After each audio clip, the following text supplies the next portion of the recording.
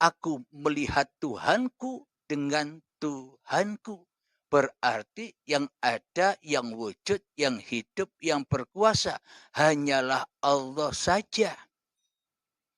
Bila masih ada manusianya, maka bersiap-siaplah untuk mencabut nyawanya sendiri.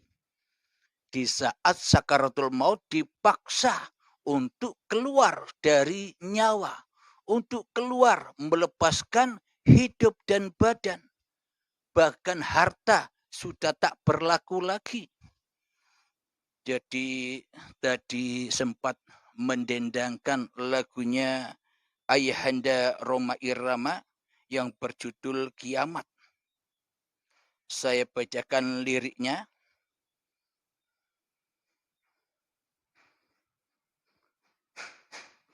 Gunung-gunung yang kukuh terpanjang. Di saat hari kiamat, gunung-gunung yang kukuh terpanjang, hari itu akan diterbangkan. Maknanya, apapun tujuan, cita-cita yang kita miliki selama ini, yang dengan kokohnya kita untuk mewujudkan semua cita-cita yang ada di hati kita. Ingin kaya, ingin sukses, ingin macam-macam lah yang ada di dalam hati kita. Saat itu akan diterbangkan oleh Allah, dihancurkan.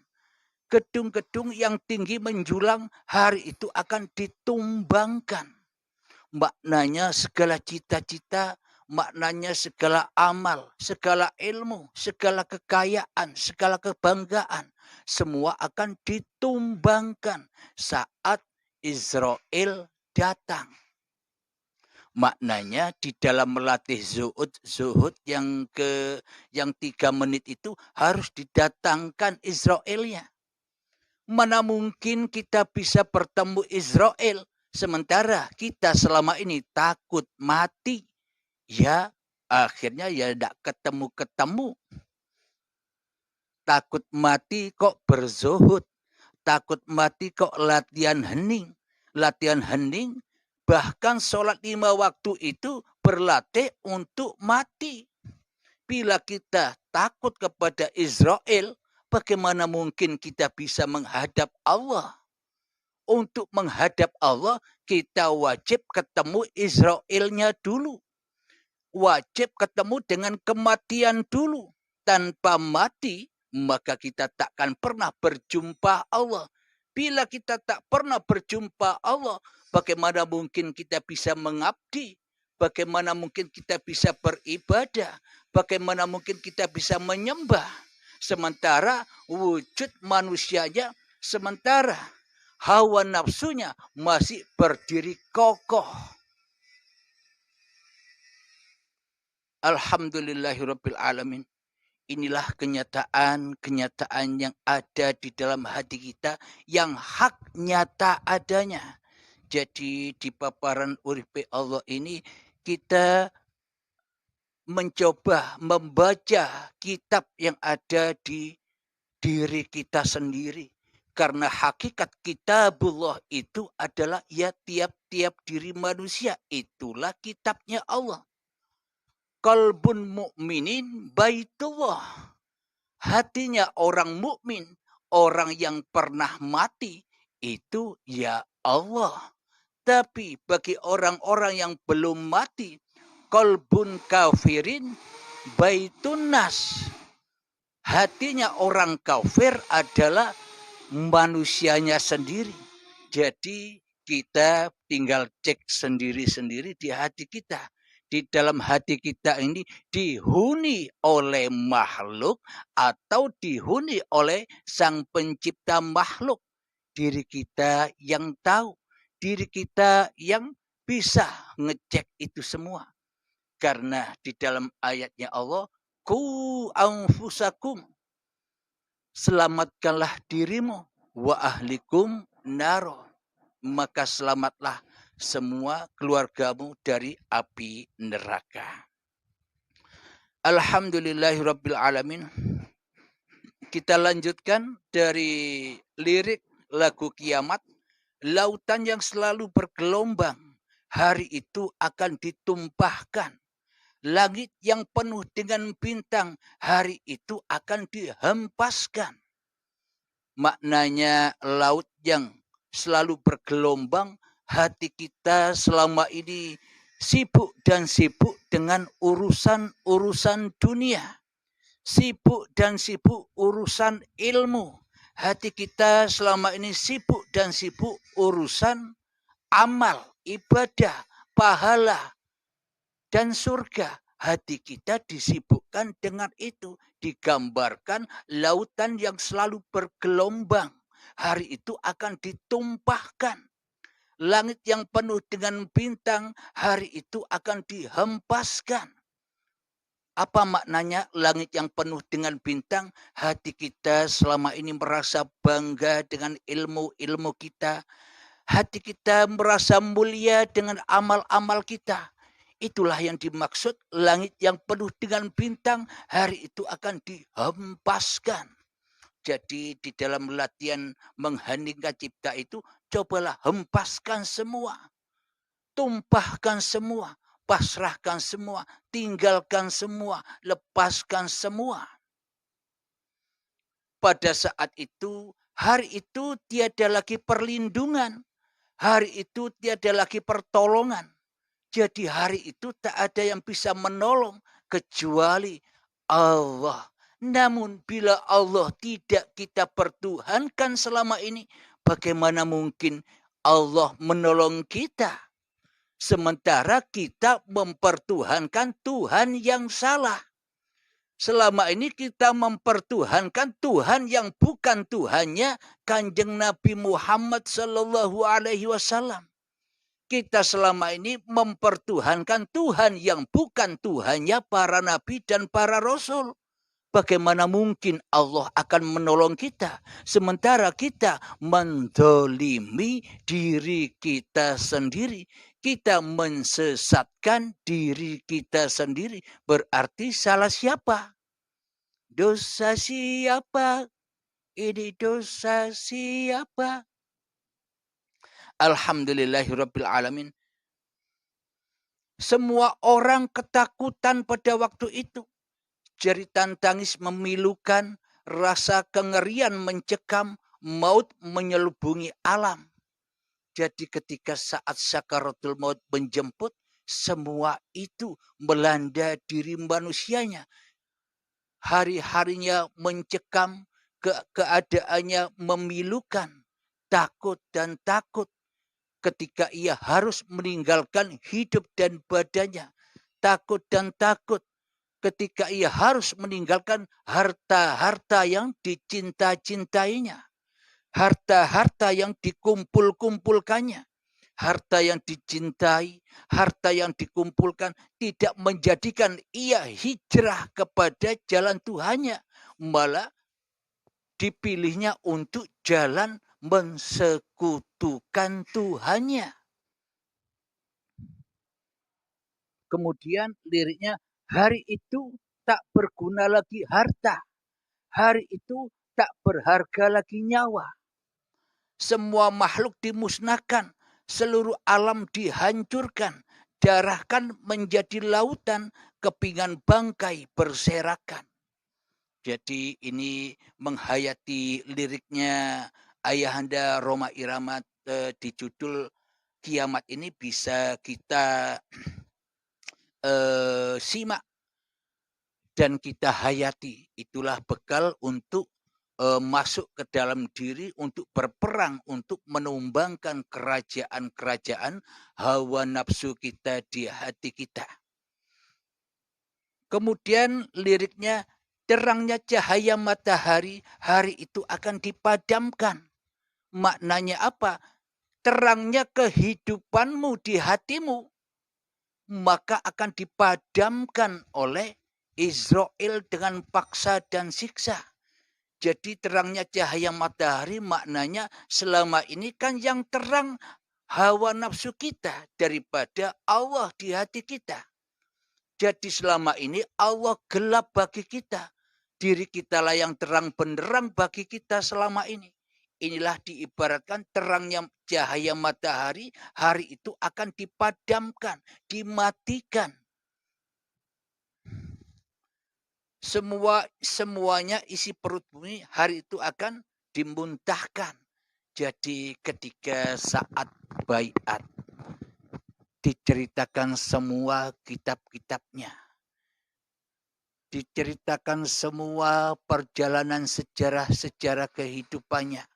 Maka ketika sudah diceritakan, pertemulah dengan alam hisab, lalu menerima rapotnya. Itu semua ada di dalam baiatnya. Jadi semua itu sebenarnya bukan ceritanya besok setelah mati. Coba kita logikakan. Bagaimana mungkin manusia melewati cerita-cerita alam yang lain yang dikatakan banyak orang besok ada alam kubur, siksa kubur, hari kiamat, hari kebangkitan, hari hisab, wassiratal mustaqim, neraka, surga. Apakah semua itu ada ketika manusianya sudah mati? Coba dibayangkan, coba dihayati. Jadi sebenarnya semuanya itu ada ketika manusianya masih merasa hidup. Bila manusianya sudah mati jadi tanah, maka semuanya sudah tidak ada lagi cerita itu. Karena semua cerita itu hanya bagi orang-orang yang hidup. Tidak bagi orang yang mati. Coba dihayati, coba difikirkan. Alhamdulillahirabbil alamin. Jadi semuanya sesuai dengan inna lillahi wa inna ilaihi raji'un. Datang dari Allah suci, kembali kepada Allah pun juga suci. Tapi bedanya lewat keridoan kembali kepada Allah saat baiat atau kembali dengan paksa dan siksa saat baiatul akbar, saat syakaratul maut menjemput. Hanya itu bedanya. Karena seluruh manusia semuanya diciptakan oleh Tuhan yang sama. Tuhan yang esa, Tuhan yang hidup menghidupi seluruh ciptaan-ciptaannya. Jadi ternyata selama ini kita sudah jauh salah Tuhan. Kita menyembah kepada Tuhan yang salah. Mestinya kita mempertuhankan Tuhannya Muhammad Rasulullah dan Tuhannya para nabi dan rasul-rasulnya Allah. Tapi selama ini kita salah Tuhan, mempertuhankan diri kita sendiri di hati kita. Kalau Kanjeng Nabi Muhammad kan tidak mempertuhankan Muhammad ya di hati Muhammadnya. Apa buktinya? Muhammad bukan kau yang lempar, aku yang lempar. Berarti Kanjeng Nabi Muhammad telah mewujudkan Allah, menghidupi Allah, menguasakan Allah semuanya. Bahwa hidup, kuasa, dan pergerakan ini hanyalah milik uripe Allah, bukan milik Muhammadnya. Inilah Tuhannya Kanjeng Nabi Muhammad yang selalu menguasai Nabi Muhammad daripada Muhammadnya yang menguasai dirinya sendiri. Tapi selama ini kan beda dengan kita semua. Di akhir zaman ini kemurnian Islam yang dibawa oleh para nabi, kemurnian Islam yang dibawa oleh Kanjeng Nabi Muhammad sudah terluka, tercederai. Maknanya jauh dari kemurnian apa yang dibawa oleh Kanjeng Nabi Muhammad sallallahu alaihi wasallam. Innama bu'istu liutammima makarimal akhlak. Aku diutus ke dunia ini hanyalah untuk menyempurnakan akhlaknya manusia yang bejat-bejat ini. Maknanya akhlak yang bejat itu bagaimana? Akhlak yang mana manusia lebih mempertuhankan dirinya di hatinya daripada mempertuhankan Tuhannya di hatinya. Jadi yang lebih wujud, yang lebih nyata, yang lebih hidup masih manusianya daripada Tuhannya. Berarti yang jadi Tuhan itu siapa? Allah kah ataukah dirimu?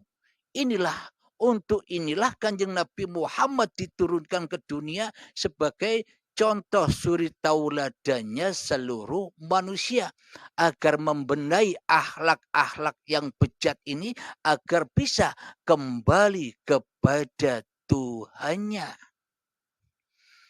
Alhamdulillahirabbil alamin. Jadi Israel itu sudah kita pahami bersama. Oh, ternyata Israel pun juga hanyalah kiasan sanepan saja. Ternyata kita disuruh mencabut nyawa kita sendiri. Kita disuruh mengheningkan cipta-cipta diri manusianya agar nyata cipta-cipta diri Tuhannya di hatinya. Jadi ini babakan hati, bukan babakan raga. Ini babakan hakikat makrifat, bukan babakan syariat. Jadi jangan salah paham, Anda bunuh diri. Bukan itu maknanya. Maknanya bunuh yang ada di dalam hatimu. Selama ini kan iblis dan setan yang bersarang di hati kita. Jadi kita diutus berperang melawan hawa nafsu kita sendiri. Karena itulah peperangan yang agung. Peperangan yang harus diperangi. Karena untuk menuju Tuhan, kita harus menghempaskan, kita harus mematah-matahkan salib-salib yang ada di hati kita. Kita harus memotong-motong arca-arca yang ada di dalam hati kita. Kita harus menghancur-hancurkan berhala-berhala yang ada di hati kita selama ini. Karena itulah yang merintangi diri kita untuk menyaksikan Allah sebagai Sang Maha Pencipta. Karena berhala salib dan arca-arca inilah yang menghalang-halangi kita. Berupa apakah berhala-berhala itu? Berupa apakah arca-arca yang ada di dalam hati itu? Berupa ilmu, berupa amal, berupa kepandaian, berupa kepintaran, berupa kekayaan, berupa macam-macam. Itulah yang menghiasi hati hingga manusia terlena dari jalan pulangnya. Alhamdulillahirabbil alamin. Jadi yang dimaksud malaikat Israel, ya temuilah Israel itu di dalam laku heningmu. Jadi sampai kapan latihan hening? Ya selama-lamanya hingga waktu yang ditentukan sampai di ujung syakaratul maut tiba, harus berlatih terus. Agar apa tujuannya? Agar diri kita tidak menjadi Tuhan lagi atas hidup dan badan ini. Alhamdulillahirabbil alamin. Semoga penjelasan tentang Israel ini, apa buktinya Israel mencabut nyawanya seluruh makhluk. Ketika kita mengheningkan cipta-cipta diri manusia, kan kita mencabut. Sebelum kita mencabut nyawa kita sendiri, sebelum kita mengheningkan cipta diri kita, kita kan mencabut nyawanya seluruh alam semesta ini, mengkosongkan. Sehingga terakhir kita mencabut nyawa kita sendiri. Terakhir kita mengheningkan, membersihkan, mensucikan diri kita dari diri kita. Akhirnya ketika suci bersih diri manusianya, maka nyatalah Allah dengan segala ciptaan-ciptaannya. Alhamdulillahirabbil alamin. Sebelum kita akhiri kajian di siang yang indah ini, marilah kita gemahkan sholawat dhalimin taf'ul bala. Nanti kita lanjutkan lagi bertemu dengan malaikat mungkar, nakir, rokib, atid, malik, dan ridwan di sesi selanjutnya. Tapi yang sudah dipaparkan Jibril, Mikail, Israfil, Israel dipahami benar-benar diulang-ulang, dikaji ulang-ulang, didengarkan ulang-ulang, disimak ulang-ulang agar menjadi tajam iman kita semua. Allahumma salli ala Sayyidina Muhammad wa asghili zalimin bizalimin. Allahumma salli ala Sayyidina Muhammad wa asghili zalimin bizalimin wa akhrijna min bainihim salimin wa ala alihi wa sahbihi ajma'in. Alhamdulillahirabbil alamin. Allahumma shalli ala sayyidina Muhammad wa ala ali sayyidina Muhammad. Rabbana atina fid dunya hasanah wa fil akhirati hasanah wa qina adzabannar. Wa sallallahu ala sayyidina Muhammad wa ala alihi wa sahbihi wasallam. Walhamdulillahi rabbil alamin.